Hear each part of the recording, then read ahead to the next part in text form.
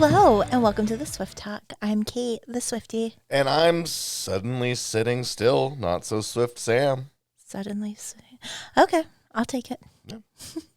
We've had a roller coaster of a week in Taylor Swift land. Oh, okay. Yeah, I mean us too, but in Taylor Swift land, it's been a roller coaster. Yeah? Mm-hmm. What's new with the Tay? So, last week we sat in our brand new studio. For those of you watching, welcome. We did. She has not been here yet, and I've been told by reliable sources that she does not know we have. But yet. Are we talking? Is she Taylor? No, it was different Ann Taylor. She's in her loft. Yeah. Okay. So anyway, we were recording last week, get done, and all of a sudden the internet is wild because a PR plan for the end of Taylor and Travis's relationship came out. Which clearly, it did not feel official. It was on Reddit. It looked like somebody just copy and pasted a logo. It wasn't a header. It was a whole thing. And it came from Travis's people. So we were like, here we go again. Because if you remember, Travis's publicist Pia got in some trouble for an Instagram story. This was, pre-summer? Fall. Yeah, last fall? Yeah. Okay. So we're like, all right, fine, whatever. But I thought it was funny because the date of breakup was the 28th of September. Mm-hmm. And I was like, well, isn't that when her anniversary with Joe? I can't imagine that she would break up with Travis on that day of all days. So it was my first red flag. So everyone's kind of like, well, I don't know. Where there's smoke, there's fire. Maybe, who could say, what's going on? So then we get to Thursday night, the first game of the NFL season. Mm-hmm. Taylor's there in her wife wag era. She looked fabulous. Her white flag? Wife wag era. Wife wag. Yeah, she used to come to games in Chiefs gear, and she was so cute. And now she's showing up in fashion. She's great. What is wife wag? Well, girlfriend wag is I'm here to support my boyfriend. But wife wag is it's a moment. They get it. I just found out that it's not called the boot store. It's the pants store. Boots. Boot store's only in the UK. Pants is in South Carolina, Georgia. Alabama. Okay. Who was talking about Rush with you? Nobody. But I figured wife wag is probably one of those 5-cent words that they taught you. I'm wearing. Anyway, this is a detour we don't need to be taking. Okay. So she was at the game, which was great, all in. Chiefs won literally by a toe. And then Friday night, they're in New York going to dinner. She looked great. Mm-hmm. Saturday, they're going to a wedding at the Electric Lady Studio, which was interesting because Karlie Kloss was also at said wedding wearing maroon, which means nothing to you two, but to all of my conspiracy theorists listening. Can we discuss? Who's Karlie Kloss? Karlie Kloss was Taylor's BFF. There's so many was BFFs. There's a lot of conspiracy theories about what kind of relationship the two of them had. Oh, okay. And there's a lot of speculation, because we do not know, that Maroon was written about Karlie. Okay. But does this tie into that whole fan theory of Gaylor? Yes. Okay. And then Taylor performed Maroon on the Eras Tour Secret Song on Karlie's birthday. Okay. And then Karlie showed up wearing maroon without her husband to this wedding. Okay. That we know of. So yeah, there's a lot to talk about there. And then, so we're all okay, what's happening? Heads are spinning a little bit. They show up at the U.S. Open. Taylor. And Travis. Okay. And they're having a great time. Dancing to a thing called Love. Mm-hmm. And so after that comes out, the artist behind that, Justin Hawkins, posted that he took his daughter to see Taylor this summer in, I believe, Amsterdam. Mm-hmm. And Taylor made him the coolest dad ever and was I really love your song. It's really so happy to have you. All of this VIP treatment them. Mm-hmm. And he's artists say that. They're great. She's so lovely. She made me the coolest dad. And now I'm watching her perform it lip sync battle style on the U.S. Open. And it was a whole mood. I wouldn't be surprised if that song becomes a top 10 on iTunes after last weekend. Oh, definitely. Because as soon as I saw them, when you sent the clip over to me, I was like, Oh man, I loved that song. Yeah, I had it playing this weekend too. You heard it here first, everyone listening to the Swift Talk. If you're not listening to The Darkness, the thing called Love, you're not doing it right. Also, Kate, sorry to interrupt, Sam, but when did the U.S. Open become like a celebrity event? It always has been. No, come on. I mean, in recent memory, probably they're all there. It was there were so many. Even Martha Stewart posted about Taylor being there. So then they went to dinner. Yeah. They're out and about in New York City for dinner. And so when you see this, or it comes out on Wednesday night is the VMAs, which Taylor could set records, hopefully. There's so much speculation about whether Travis will be there or not. And, the Swifties are like, yeah, of course he'll be there.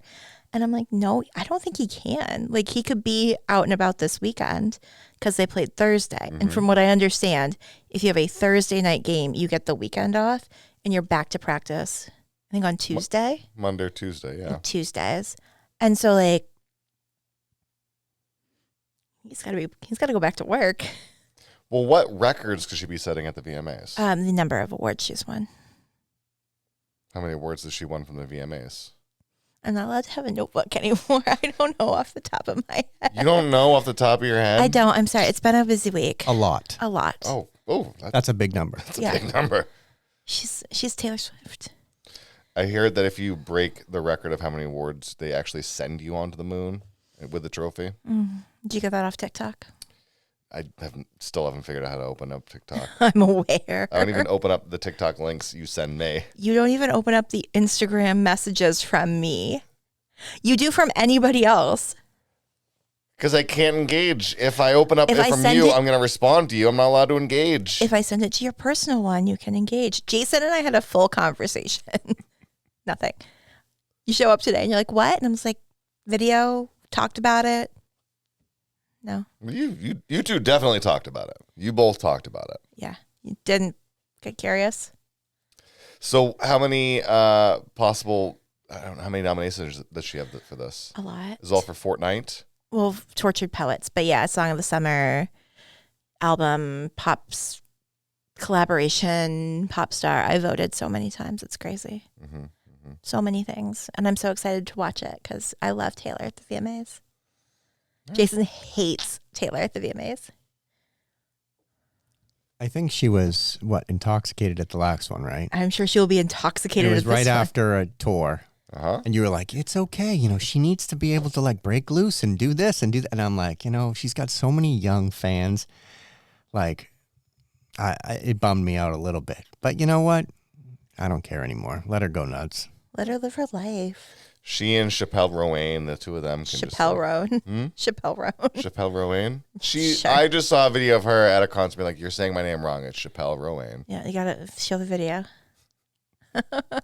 So anyway, but here's where the Swifties are a little unsure of what to do. At Thursday night's football game, Taylor was not in the box with Brittany Mahomes. They were at the U.S. Open together. Brittany's in a bit of hot water.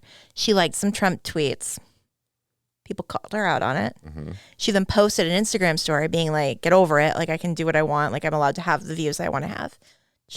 Fair. Maybe not the best way to put that out there, but fair. And now, like, Taylor's coming under a lot of fire because people are saying by associating with Brittany, she's supporting Trump. And by not, and she hasn't come out for Kamala yet. It's early. Like, she doesn't usually come out this early. She usually does a big voter registration push as we get closer, getting people out to the polls, reminding them to vote. She baked Biden-Harris cookies last election, came out very vocally against Trump. We saw it in the documentary. I think people are putting a lot of pressure on her for a lot of things. She can't be everyone to everyone. But also, like, we all have friends who we don't agree with. It would be like, oh, Sam, you are a Trump supporter because you're friends with Fletcher.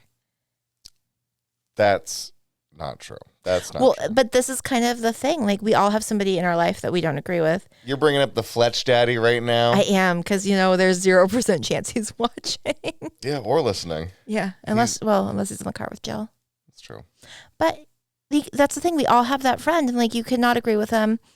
You can try to like reason with them, but they make up their mind. They do their thing. It's hard. I think cutting people out of your life like that is hard, especially when she's married to your boyfriend's best friend. You're in a tough spot there.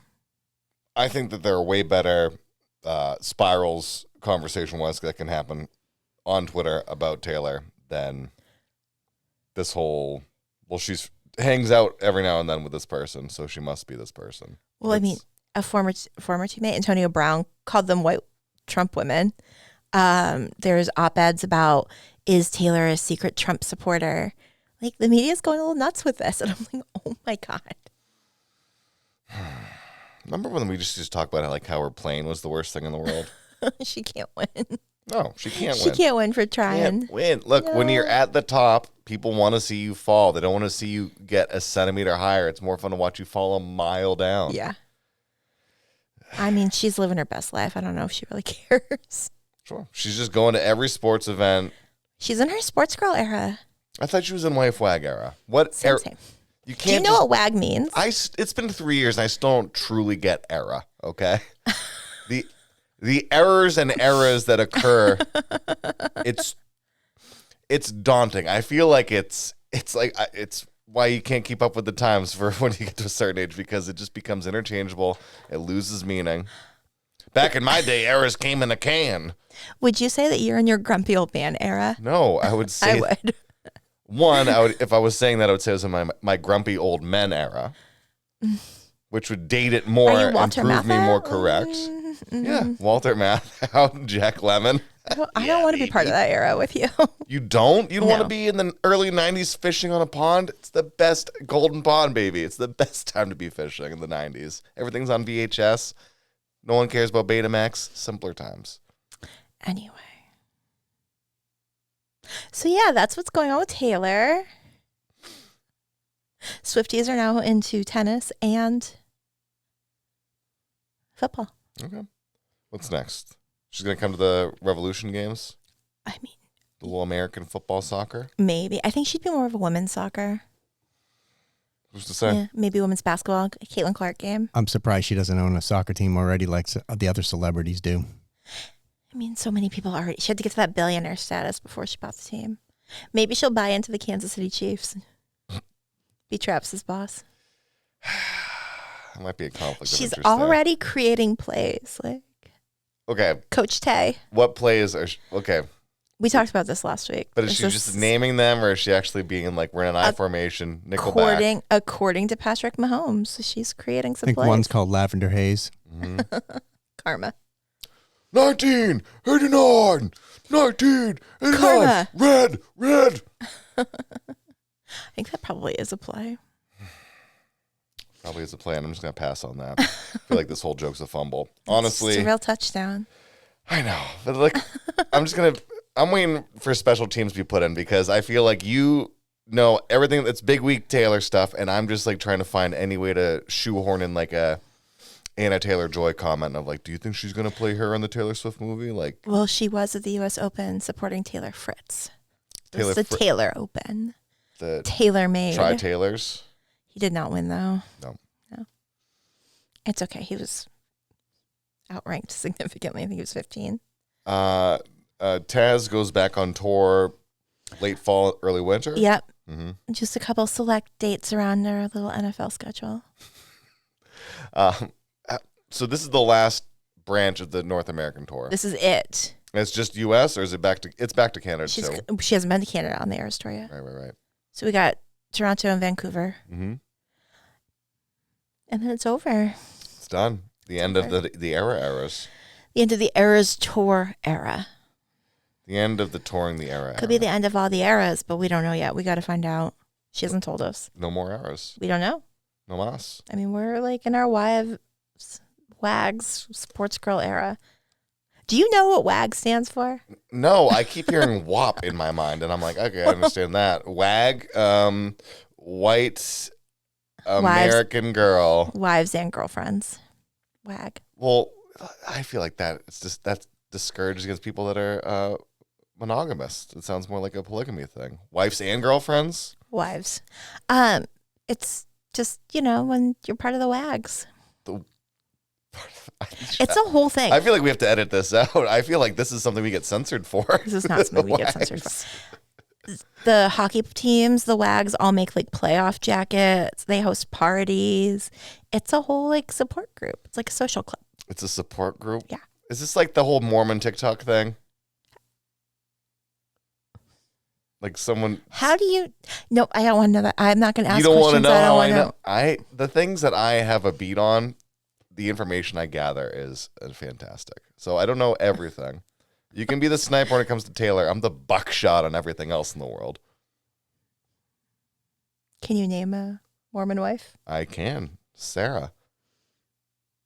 On the show? Oh, on the show. You're getting very specific. Oh, on the show? I've never watched the show. I've just watched he garnered the information about these Okay. Mormon swingers.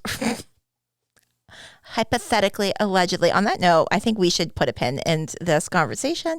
And we're doing a Tortured Poet song today. Are you excited? Okay. I'm excited. I know you're excited, and you should be. You love Taylor. This is, you said off camera and off recording, this is definitely your favorite album of all time. It's beaten all the other albums. You're like, there's nothing on this album that's wrong. Everything is great. True. It puts Red to shame. I did not. Well, You said it makes maybe. All 210 cry, and it's knapsack. Like you've said a lot of things off the record about this. Sam. Oh, we're recording. I'm sorry. Are you I shouldn't have said fibbing? that. Are you fibbing our audience? Yeah. Yeah. They know not to believe me, and they're wrong for. They're believing also all that. like, I mean, it is a great album, and it is like a grown-up Red, and I mean, it's not putting All 210 to no, but like, it's a great album. Which song are we doing today? My boy only breaks his favorite toys. Okay. It's gonna be so exciting. My boy only breaks his favorite toys. Not even close, but like, we'll try it. So we're going to hit pause. You hit pause. We'll be right back. Or for those of you watching, I guess they still hit pause too. Anyway, we'll be right back.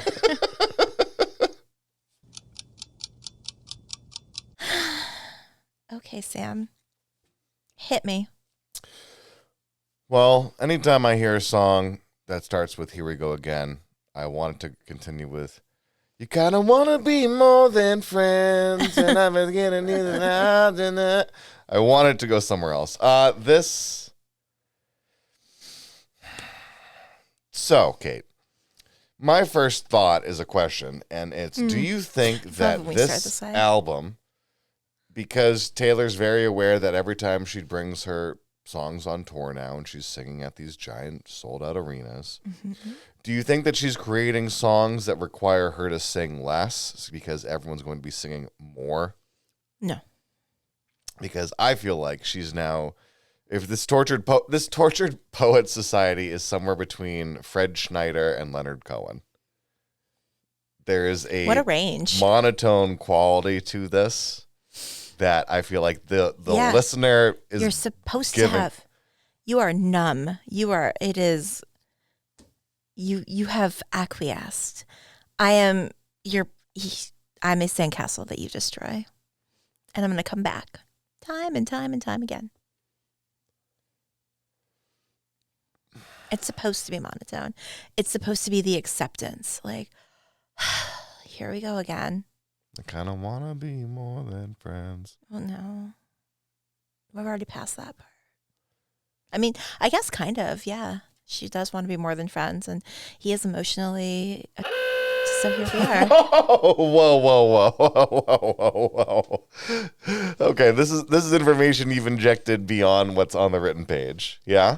Matty Healy. Okay. He comes, he offers all these promises, he sweeps in, and then he disappears just as quickly. And you're like, wait a minute. It's like being caught in a tornado and then spit out. And you're like, that was exhilarating. That was love. That was amazing. I've never experienced anything like that before. Mm-hmm. If I fixed myself, like, I must be the problem here, because if it felt that good, it couldn't be wrong. So maybe I screwed this up. Maybe if I didn't ask for more, maybe if I was just like, accepting of the idiosyncrasies or accepting of the bad behavior, or maybe it's not bad behavior. Like you're reasoning with yourself and then you realize that like it is what it is. He's just going to break you. Interesting. Which we've all been there. He's only going to break you, but you've self-admitted that you've lived. You are mint condition, only in box, never touched. He only breaks his favorite toys. Right. Which so I means must be his favorite, but he's still breaking me. Right, but she's also saying like she was mint condition in the box. She was when you first got seal her. was still on it. Yeah, exactly. And what do you? So life, the experience of romance in this life, tore the package apart. Mm-hmm. Pieces got broken. Mm-hmm. The item was used for what it was. It wasn't just somebody on. Put me back on the shelf. I would rather be back on the shelf. Put me back on the shelf. If we're gonna dig in on this, like, let's. Do you? I can be superficial as shit if you want me to, but if you want to actually talk about this, for the love of all that is me, Kate, please let's talk about it. Like this is it's the monotone quality, and you're explaining to me that it's Acceptance. Because your stages of grief, you're like, I accept that this is what's going to happen. Like this is what the routine is. This is what we do. You should have seen me when he first got me. Like, right. But there's a lot of, I feel like maybe the Easter eggs that you guys are all searching for are actually just in the song, so it's not really out in the world. Duh. Because this is it's screaming blank space. Well, and I don't know if I want to say I think you're right and you're onto something, but I think especially with this album, when we've talked about it before, she's tying a lot of loose ends. Like you're very much feeling the growth. This album is, I love this album because it finishes the loop on a lot of things for us. Like you're hearing like, okay, like this could be after you get to blank space where you break up and you get back together and you're crazy and like you must fix yourself because you clearly, if you read the papers, are the problem. These songs really kind of finish the narrative, which is why maybe this is the end of the Era's album. Maybe she's going to take a break. I don't think so because we still have re-records and she's still very active. But there's so much here that if you comb through it, you're getting a lot of this whole album. You're getting a lot of winks to the fan base. Like while she's chastising us, she's also like, hey, here's the rest of that story. Hey, here's a little bit more for you. Hey, here's what I've learned. It feels like with what you're saying, it's a lot of world building, but it's the equivalent of saying like, here's Game of Thrones, and now George R. R. Martin has written the instruction manual for something to be the compendium. Well, I mean, you have to think that the older work is going to start to bleed in a little bit into this newer stuff because she has been re-recording it and she's been living in it and she's been re-experiencing it. And it's been this like adventure for her. And she keeps going back into these different eras and these different songs and recreating those moments where she's writing and she's writing about something that happened in the present day, but she can see the path that got her there. And so you are getting a little bit of that. Oh. So she is more New York City than LA, definitely. Because this is the melting pot album. Everything else was a burrow and a traveler and a history. And this album is pulling it all. It's spinning it all around together and chewing up and saying, you are your individual, but you are also the collective. Because this is the incomplete stanzas of like, but you should have seen him when he first got me. That cadence is clearly blank space. Boys only like love when it's torture or whatever. Like that's that same thing. Don't warn you too.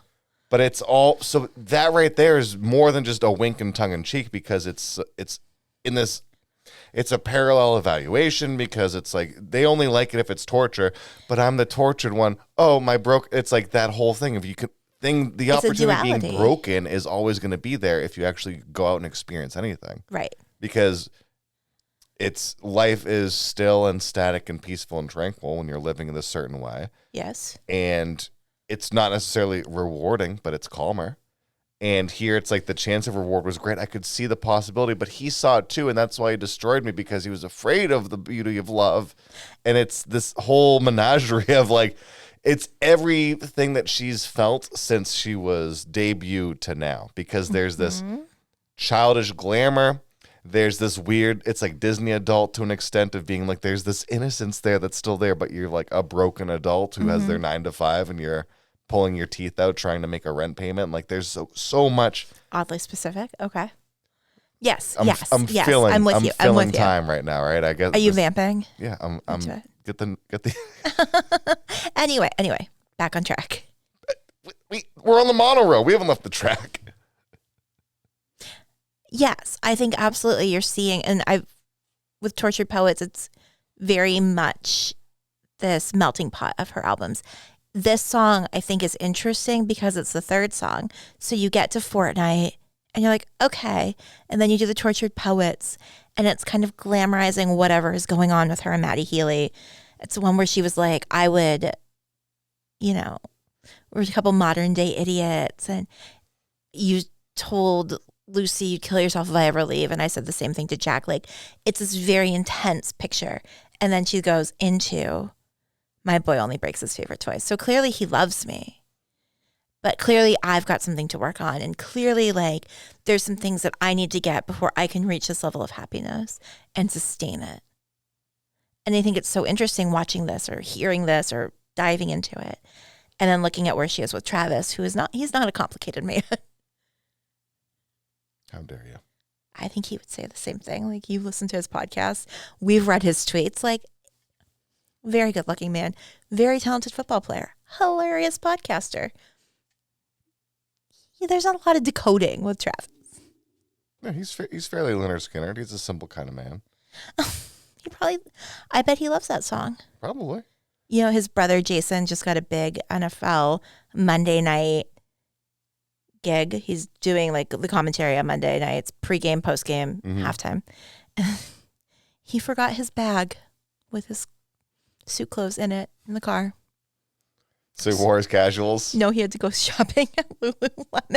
Oh, God. But like, I think the thing is too, when we're like pulling apart things and we're looking at a little bit more of the Taylor Swift of it all, like, she's a great artist and she needs to continue to spark new fans. So if you start at Tortured Poets in 10 years and you're like, oh, this album, and you're like, I'm going to dig in and see like what the rest of her discography is, then you're like, oh, okay, like I see the influence. I see how this started. Like, this is a legacy building album for her. It's her 11th studio album. It's this very like curated but uncurated. It's messy, but it's polished. And I think when people listen to this in the future, they're going to be like, what's going on here? What is happening here? And you see like the heartbreak come through it in different, like the heartbreak of the expectations of her fans and the heartbreak of having what you assume to be the love of your life destroy you, or the end of a 6-year relationship that you had thought brought you back to life, but just put you in a different cage. It's a snapshot of where she was, but it bleeds into the rest of the discography because you've got, Speak Now or with Long Live, and it's a love letter to her fans. But now you've got, I Can Do It With a Broken Heart. But like, just be aware. Don't come for my job. I'm doing this, but like, I'm not okay. And I think you take these songs and you take these moments in this album and you can see like glimmers of other things or inspiration that she's gotten places. And she's learned a lot and you're kind of on this road with her. So then to go back and listen to the Taylor's version, you're like, I see where she was at. So it feels like with a lot of these albums, there are key moments of her life that are being displayed in each of these, especially from Speak Now forward, because your first 2 albums are kind of like... I would say Fearless forward. Where's Drew? Drew's debut. Okay. But I would say Fearless was really, if you're going to look for the turning point in Taylor Swift's world, it was Fearless. So I bring that up because it feels like in the litany of Swift experiences, this guy shouldn't be that big of a deal with how quick and whirlwind it was. However, it's because it's her figuring out after Joe and going to this guy and like, well, this is what it should have been. And it's like wrapped up for a fortnight and it's going crazy, but then realizing, oh, crap. It's not about getting them to want to keep me. It's about getting me to want to keep myself around, and then I got to be fine, not so that they'll miss me. It's I got to freaking be fine and okay, and then put myself together and be better. What's this guy doing here? Oh, that's cute. He made me a friendship bracelet. I guess, yeah, you know what? Yeah, I'll give this guy a shot. Let's hang out. Oh, wait, wow, this is what self-healing feels like. This is why it's important as an album, or why it's featured on this album, is because it's so quick, and it shouldn't, to the average Taylor Swift fan, until they start to understand it, be important. He should be a stopgap, and then you realize, this is what happened on your 2-week abroad vacation. Okay. Okay, you learned Spanish. Okay. Ooh, Cantonese. You took up smoking. Mhm. No, I think you're absolutely, you are right. And I think it is like when this came out, a lot of people were like, wait, Joe doesn't have tattoos. How is he a tattooed golden retriever? Like, wait, what is this about? Like, who's Maddie Healy? What happened? And I think while it was very brief, thank God, it was very impactful because it was really her coming back out of, she can do what she wants to do. She's not afraid of being canceled because she's been canceled. She's not afraid of having it all ripped away because she's survived that too. Like, she's coming out of this relationship with Joe, not afraid to stand on her own 2 feet. And I think the Maddie Healy thing was really fascinating because it wasn't maybe so much the person as the freedom. And I think she had grown up. She had grown into herself. She was taking back her music. She was writing what she wanted. She had her control. And now she'd control of her career. And she realized that now she could take control of her life. And she could go out and she could go with friends and do things and be supportive, and the press can say what the press wants to say and she'll be fine. And then Maddie shows up and he's fun. Mm-hmm. Like, he is everything that she has been told she's not allowed to have. He's a bad boy. He smokes. He's a jerk. He's just a terrible human being, but he's terribly talented and he's terribly fun. And it's a rebellion. And finally she can rebel and not care. And is he breaking her? Absolutely. Is there a lot of torture in this because she wants this because she's not supposed to? Absolutely. And I think that's that relationship that you get into right before you're ready to be done. You have to tie up all your loose ends. You have to figure out why this person is still in your head. You have to kind of experience the good, the bad, and the aggressively painful to be ready to settle down. I think, we've all been there. But like, you get that relationship that just you can't get it out of your system until your system shuts down. And this is her system shutting down. Is there a music video for this yet? No.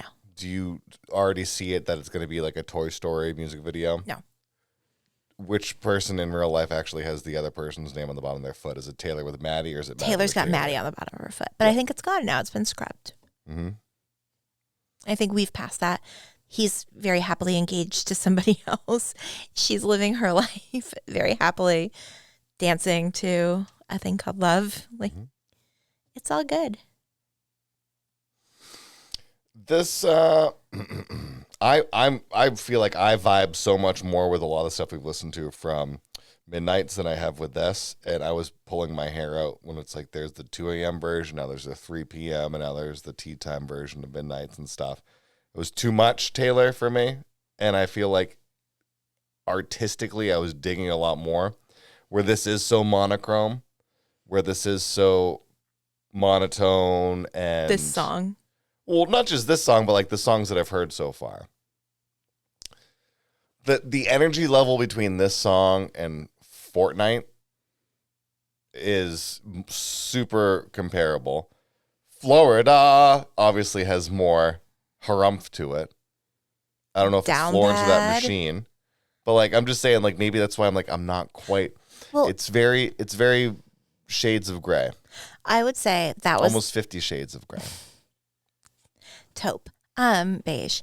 That was a lot of the conversation when it first came out. People were like, it all kind of sounds the same. Like, I don't know. And I love an album that you can place. It sounds the same. You know the songs. Like, I think a lot of us have learned that there's there's a lot to unpack with it. Sure. Well, and again, it's because as part of this fandom, you all have a better understanding because you experience it and you look at it and you can line up each song and say exactly why it's a difference, whereas somebody else would be like, well, what's the difference between any of these Pokemon? Well, this is this one, this is this one, this is this one. What's the difference between this album and that album? Well, this is this is this. I get that because you go through it. You comb the desert for it. And I think the point of the album is that you're supposed to dig in. You're supposed to listen. You're supposed to stream it a lot and stream all of the variants and figure it out. Like, she's not dumb. I'm sorry. Stream all the variants? Well, yeah. What do you mean stream all the variants? Well, I mean, how many have I bought digital copies of like Live or, voice notes? Like, you're just supposed to want to hear more. Leaves you wanting more. All right. I feel like next week I'm going to need you to fill me in on, since this release, how much of this album she's performed live, because that might help me out. I mean, I think most of it. We were only a couple more songs on Torture. I have to look it up because, again, I don't have a notebook anymore because we're filming. Don't blame me. So I'm sure people are like, come on, Kate, you should know this. And I should know this. This is true. It has been a very long day. But between the set and the surprise songs, she's done. If not all, most. Okay. All right. I feel like I have a better idea, especially now that you don't have a notebook, what I want to talk about next time. So I can still be on a week delay when it comes to most of my information. I like that it like marinates and then it comes out and I'm like, let me get back on track here. What did we talk about? I just feel like some people have to shampoo it out and I get it. And me, I just put the window down in my car and I already forget it. So it's great. Instead of champagne problems, do you have shampoo problems? It's a shampoo problem in my shower now. Each and every week we roll the Jillian, what do we call this dice? The Jillian Petruzziello, Fletcher is your caddy fellow. We are going to roll for an album. We're going to roll for a song. Okay. Hold on. Let me pull it up. You do your thing. I'll take a sip. Give us a little nice dead air that Jason can cut out real quick. He loves that. All right. Let's rock and roll. Rock and roll hoochie coo. Rolling for an album. Out of 11 albums, we got album number Shabon. Ooh, Lover. Or Lever. But we're listening to Lover. All right. Get your track list going. I'm ready. Oh, he's take it easy. You're very demanding today. Yes, and song number 16. Oh. Oh, boy. Oh, boy. We're going to listen to Oh, Boy from Taylor. It's me. Me, exclamation point. With Brandon Urie. Ah, I know this. I know this jawbreaker of a song. Mm-hmm. Oh, boy. Okay. Well. Yeah, she's going to be is with the Panic. Yeah, Brandon Panic Urie. and the Disco Boy. And there's a music video. Oh, there's a music video, Papa. Mm-hmm. You ready for a music video? We don't have TVs. Sorry, we don't know books or TVs here. No TVs yet in the studio. No TVs I'm yet. looking at one above your head. For those of you watching or people listening, there's not a TV behind me. No, I mean, Kate's making it up because she wants one in the studio. Mm-hmm. It's okay. We have phones. We'll be fine. No, phone free. Phone free, no pads. No iPad funds in here. No outside world, just a phone. Just Taylor. Just be in the moment with Taylor. It's all just Taylor. Anyway, well, that'll be fun for me. Yeah, there you go. It'll be fun. Oh, I see what you did there. Yeah. Yeah, so if you haven't already, like, follow, rate, subscribe, review. Mm-hmm. Tell 10, 15, and 20 of your friends that we're on video. Yeah, grab a big piece of rope, tie up all these tortured poets, make them listen to our podcast as we talk about it. Let them know why Kate's right. Let them know why I am wrong. Send me your Carly Kloss fan theories about her being at that wedding. You don't need to send me those. He doesn't read them anyway. I'm not allowed to respond to them if I did. That keeps all of us happy. Thanks again for listening. I'm Kate the Swiftie. And I'm somehow going to figure out what to wear next week, which I never had to do before until we did video. I did make you change your clothes. You did. She did. You would have loved the shirt. It would have looked a lot like the brown version of this song. It was just brown on brown on brown. Tortured podcast outfit. I'm not so fashionably swift, Sam. And we'll see you next week here on the Swift Talk. Thanks again.